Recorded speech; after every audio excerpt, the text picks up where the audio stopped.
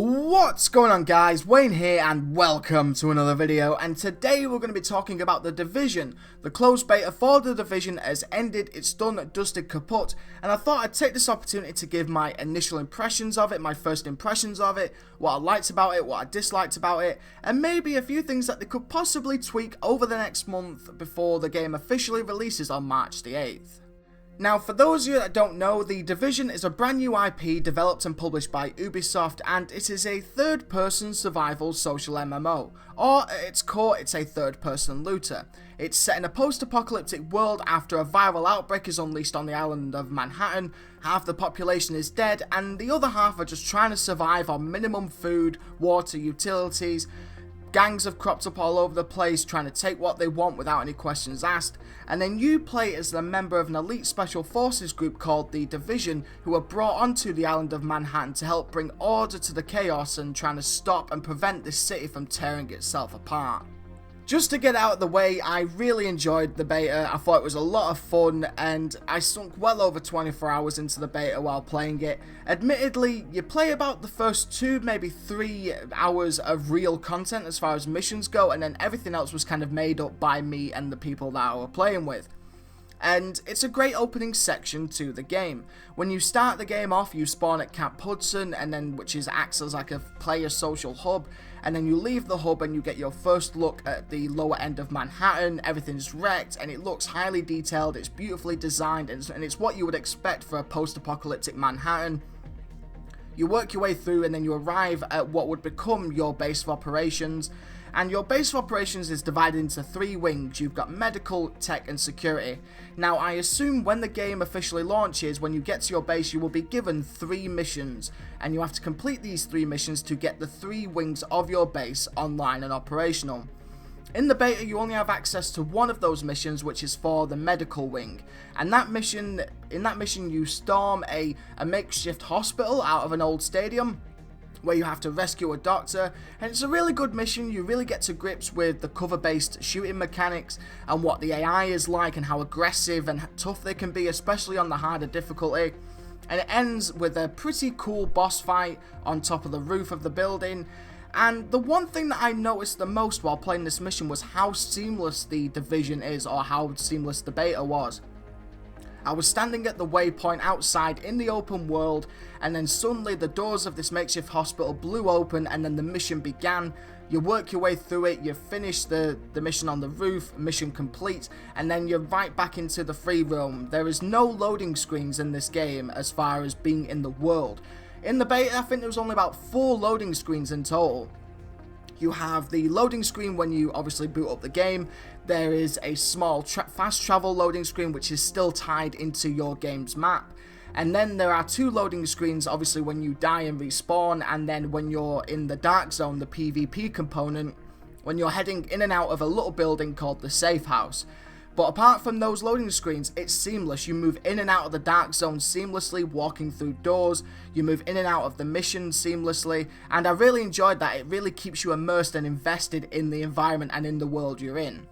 Outside of the main mission, there's a couple of side quests which are really nice personal stories called echolocations, and you are following leads and trying to find individuals who were there on day 1 or near day 1 of the viral outbreak, and the past is kind of displayed to you in these particle effect echolocations, and you see everything in all these particle effects, and it looks really beautiful, and they're story driven, there isn't that much shooting, and it's a nice change of pace from when you're in heavy combat in missions or fighting other players. I really did like those side missions. And finally, there's quite a few encounters scattered around the map. Now, these encounters have a direct impact into leveling up your base. When you complete these encounters, whether you're rescuing a hostage or taking down an enemy stronghold, the stuff that you loot and the supplies that you earn from completing those encounters go into leveling up your base. And in the beta, it's not really that important, but you can see the value and how much impact and how useful attacking these encounters will be in the final game. Now let's talk about the crown jewel of the beta, and that is the Dark Zone, which sits in the center of the map. It is the PvP component of the Division. In the Dark Zone, there are 2 kinds of threats. You have high-level enemy AI mobs who are a tough fight, and then you have other players. In this area, players have the option to attack, engage, and kill each other, and it is not for the faint-hearted. It can be stressful, it can be intense, but it can be so much fun and highly entertaining. I'm so happy that Ubisoft have decided to take this kind of route for a PvP component rather than doing a controlled team deathmatch kind of competitive multiplayer, and it's definitely going to be a feature that will sway people's decisions whether or not to buy this game. If you're an individual who hates the idea of just minding their own business and then being suddenly gunned down by up to 3 or 4 players and having your loot stolen, The Division might not be the best purchase for you. The Dark Zone is going to be one of the major endgame pieces of content for The Division. It's going to add a lot of longevity to the game. I sunk at least 20 hours in the Dark Zone playing by myself and with friends, and it was just gripping all the way. You never know who you're going to encounter, you never know how other players will react, and if you're playing by yourself you can try different tactics such as utilising the subway system and trying to avoid players altogether, but then when you're with friends and other players engage you, you can just outright overpower them, and you also have the option to engage players yourself. If you want to be a rogue and you just want to steal everyone's loot and take over the server with your friends, you have the option to do that. Playing in the Dark Zone is risky, but with great risk comes great rewards, as you can get a lot of high tier gear, whether it be weapons, armor or cosmetics via chests which you can loot or just by random drops. And then you can also earn Dark Zone currency by defeating enemy AI mobs, eliminating rogue players, or even if you're able to survive long enough as a rogue, you get rewards for that as well. And then that currency can be spent on even better high tier and high end gear at vendors at checkpoints scattered around the perimeter of the Dark Zone. At the end of the day, I absolutely adored the Dark Zone. It hooked me the second I walked into the area, and I can't wait to play more of it in the final game. That being said, most of the issues and concerns that I have about The Division have kind of come to fruition while playing in the Dark Zone.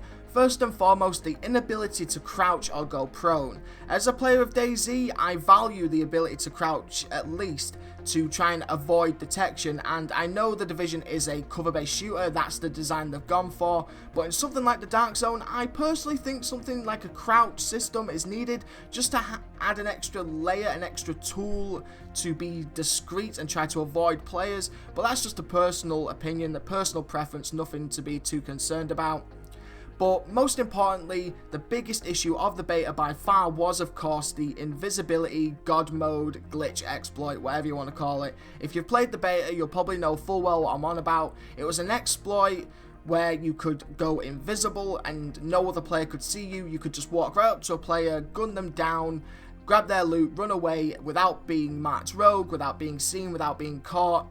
Ubisoft have stated that they're aware of the issue as well as other issues on PC, and they're committed to fixing them before the game launches. I just wanted to bring it up because by the end of the beta on the last day, the Dark Zone was pretty much unplayable. It was just frustrating, it wasn't fair, it wasn't fun, it was pretty much game breaking, and I can't tell you how many times I was battered by an angry Casper. But apart from that, I didn't really encounter any other issues in the Dark Zone. Connectivity was pretty solid, there wasn't really any lag or major connection issues, it was smooth, it was nice, and it was just a fun experience, and I really do enjoy the Dark Zone, and it's going to be a major selling point of the game when it releases next month. So to wrap things up, my final thoughts. As you can tell, I really enjoyed the beta. There's a lot of fun to be had there. I'm still a bit cautious, of course this is only a beta and we will wait until the final game and see what the final game is like when we have the full map, full base options, full crafting system, full Dark Zone at our disposal. But as it stands right now, I really enjoyed the beta. It was a great experience. It was a nice change of pace coming away from Destiny, which I feel a little bit burnt out on. And if you're in the same boat, if you feel a bit burnt out from Destiny, The Division might be something worth looking into. I'm just going to leave that there as far as the Division versus Destiny debate goes, but it's something worth looking at if you're a little bit burnt out on Destiny. Anyway, guys, I'm going to call it there. Thank you so much for watching. I hope you enjoyed it. Did you have a chance to play the beta? What did you think about it? Did you love it? Did you hate it? What do you think about the Dark Zone? I personally loved the hell out of it. Let me know what you think in the comments below. I really do want to know. Anyway, until the next one, take care and be safe. Love you all, agents. Went out. Peace.